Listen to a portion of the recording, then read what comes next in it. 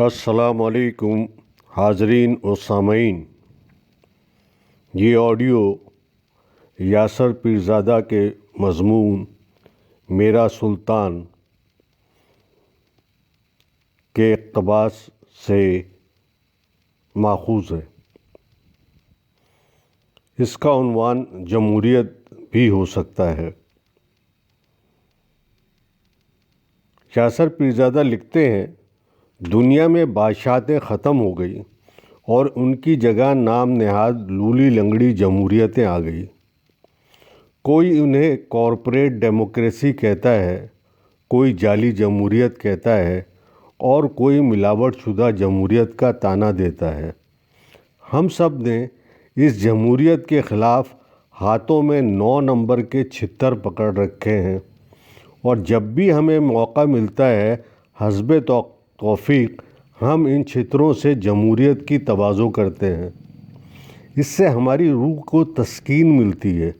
ہمیں یوں لگتا ہے جیسے ہم یہ جوتے براہ راست مغرب کے منہ پر مار رہے ہوں، کیونکہ جمہوریت کا نظام انہی کا دیا ہوا تو ہے۔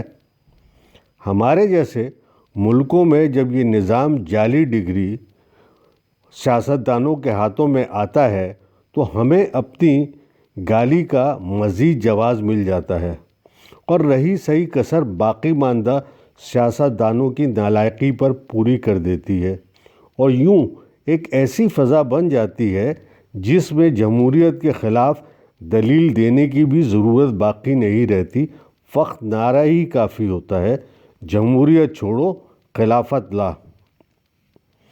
یہ بالکل ایسے ہی ہے جیسے قوم کو پہلے بنیادی جمہوریت، نظام مصطفیٰ اور حقیقی جمہوریت کے سبز باغ دکھائے گئے، مگر ان باغوں نے بجائے پھل دینے کے زمین سے خون اگلنا شروع کر دیا، جو کسی طور رکنے میں ہی نہیں آ رہا۔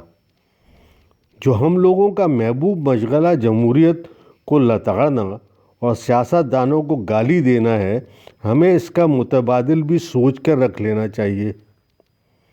جمہوریت کا متبادل فی زمانہ سوائے سفاک آمریت کے کچھ نہیں، ویسی ہی آمریت جس میں سلطان اپنے تخت کے خلاف اٹھنے والی ہر آواز کو بے رحمی سے کچل دیتا ہے۔ ہم میں سے جو لوگ آئے دن جمہوریت کو گالیوں سے نوازتے ہیں، انہیں چاہیے کہ اگلے جنم میں آمریت کے دور میں پیدا ہونے کی کوشش کریں اور حقیقی آمریت کے مزے لیں، اور جب تک یہ کوشش کامیاب نہیں ہوتی تب تک جیو ٹی وی پر میرا سلطان ڈرامہ دیکھیں اور خرم کے حسن کی داد دیں۔ خواہ عوام کو جمہوریت سے بدظن نہ کریں۔